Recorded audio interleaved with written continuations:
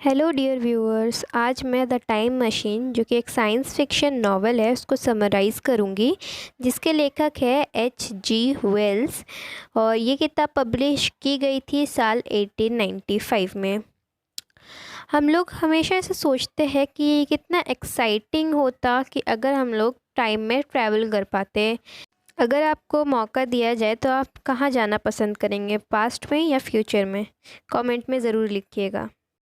इस नावल के कैरेक्टर हैं, सबसे पहले हमारे नावल के नैरेटर जो है मिस्टर हाइली, और द टाइम ट्रैवलर, इनका नाम पूरे नावल में कहीं पर भी मेंशन नहीं किया गया है, और वीना जो कि एक इलॉय है।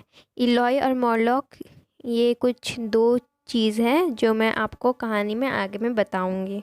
कहानी शुरू होती है एक डिनर पार्टी से, जिसमें नैरेटर और टाइम ट्रैवलर दोनों मौजूद रहते हैं। टाइम ट्रैवलर बताता है कि एक क्यूब जो कि एक 4 डायमेंशन है, उसकी हाइट भी है, बेस भी है, और उसको कुछ देरी के लिए एग्जिस्ट होने के लिए उसे कुछ टाइम के लिए, कुछ सेकंड्स के लिए एग्जिस्ट करना पड़ेगा, तभी वो रियल में एग्जिस्ट हो पाएगा। बताता है कि हम लोग टाइम को जनरली इग्नोर कर देते हैं। और फिर वो बताता है कि टाइम एक स्पेस की तरह है। फिर वो पार्टी में सभी लोगों को एक क्लाइमेटिक ग्राफ से टाइम को समझाने की कोशिश करता है। पार्टी में आए सभी लोग पूछते हैं कि क्या टाइम ट्रैवल करना मुमकिन है, तो टाइम ट्रैवलर करता है हाँ, ये मुमकिन है। फिर टाइम ट्रैवलर बताता है कि जिस तरीके से इंसान ग्रेविटी के अगेंस्ट चलना सीख चुका है, वैसे भी टाइम ट्रैवल करना सीख लेगा। टाइम ट्रैवलर कहता है कि मैंने टाइम मशीन बना ली है, और फिर उसमें एक साइकोलॉजिस्ट को बैठा दिया। मशीन हिली, वाइब्रेट की, और वो वहाँ से गायब हो गया। अब टाइम ट्रैवलर कहता है कि मैंने एक बड़ी वाली मशीन की भी आविष्कार किया है। वो गेस्ट सबको दिखाने लगा अपनी रियल मशीन, और फिर पार्टी वहाँ ख़त्म हो गई और सब लोग अपने घर चले गए। नेक्स्ट वीक फिर सब लोग गैदर हुए एक जगह पर, फिर डिनर पार्टी के लिए। और क्या हुआ कि सभी लोग आ गए थे एक्सेप्ट उस टाइम ट्रैवलर के।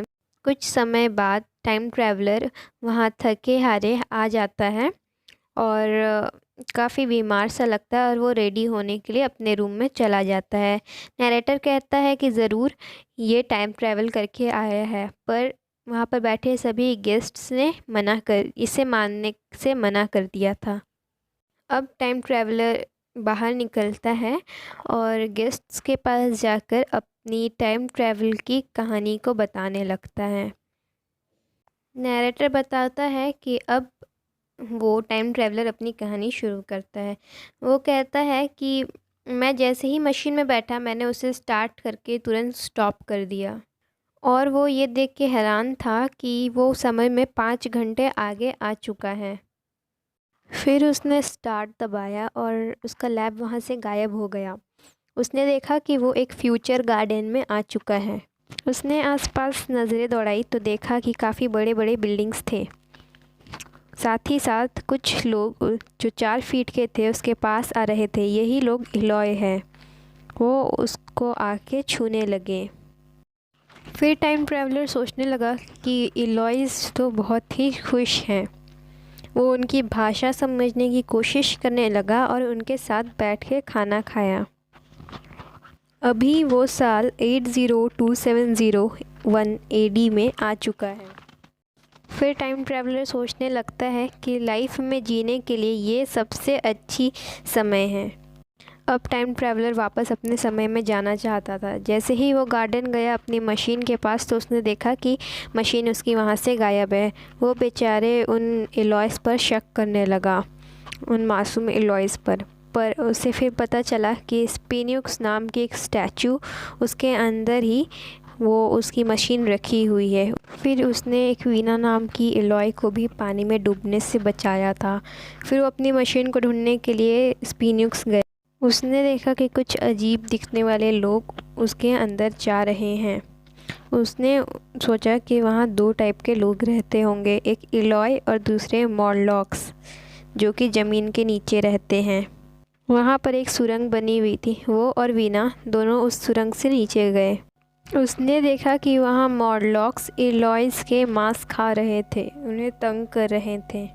और वैसे ही उसके हाथ में पकड़ी हुई बत्ती बुझ गई। मॉर्लॉक्स उन पर हमला कर दिया। एक होटल की तरफ गए और मॉर्लॉक्स भी उनका पीछा करने लगे। फिर वो लोग वहाँ से निकलकर एक जंगल की ओर भागे। वो मॉर्लॉक्स फिर वहाँ पर आ गए।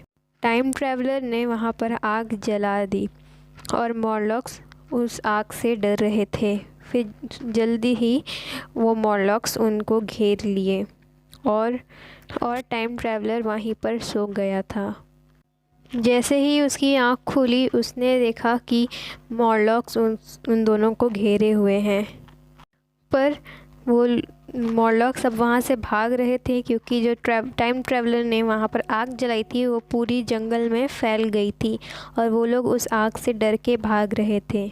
फिर वो सोचने लगा कि एलॉय ज़रूर हो, कुछ अमीर लोग होंगे जो ज़मीन के ऊपर रहते हैं और वो मॉर्लॉक्स गरीब लोग होंगे जो अब ज़मीन के नीचे रहते हैं और दोनों ही अपने अपने क्लाइमेट के हिसाब से एडजस्ट हो गए होंगे।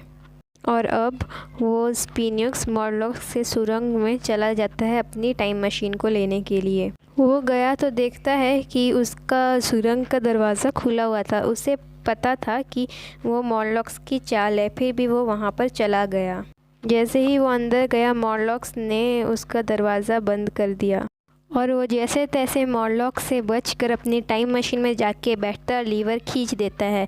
मशीन स्टार्ट हो जाती है और वो अपने टाइम मशीन के जर्नी के दौरान देखता है कि दुनिया की गति रुक चुकी है, सब कुछ उसका एटमॉस्फेयर एकदम रुक चुका है।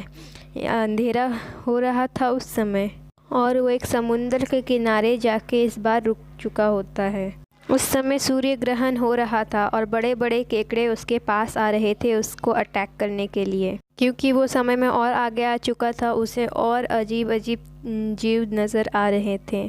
फिर वो अपने समय पर वापस आ गया और ऐसे वो वापस डिनर पार्टी में आ गया और उसमें से एक मेडिकल मैन पूछता है कि तुम्हारे पॉकेट में क्या है। वो देखता है उसके पॉकेट में एक फ्लावर है जो कि वीना ने उस समय उसके पॉकेट में डाल दिया था। अब पार्टी ख़त्म हो गई थी, सब अपने घर चले गए थे। अगले दिन मैं वापस उस टाइम ट्रैवलर के पास आता हूँ, उसके बारे में उसकी जर्नी के बारे में काफ़ी चीज़ें पूछता हूँ। टाइम ट्रैवलर कहता है कि रुको मुझे तुमको कुछ दिखाना है फ्यूचर से, और वो वापस अपने मशीन में बैठ के फ्यूचर में चला जाता है। अब 3 साल हो गए हैं और अभी तक वो टाइम ट्रैवलर वापस नहीं आया है। मैं 3 साल से उसका वेट कर रहा हूँ। Thanks for watching. If you like the video, please like and comment, share the video and please subscribe.